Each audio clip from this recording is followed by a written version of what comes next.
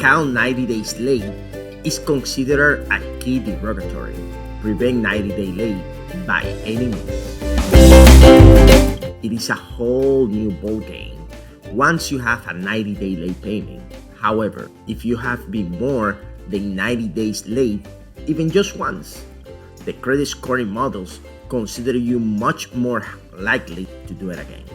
One 90-day late payment will damage your credit score for up to 7 years. From a scoring perspective, a single 90-day late payment is as damaging to your credit scores as a bankruptcy filing, a tax lien, a collection, a judgment, or reposition.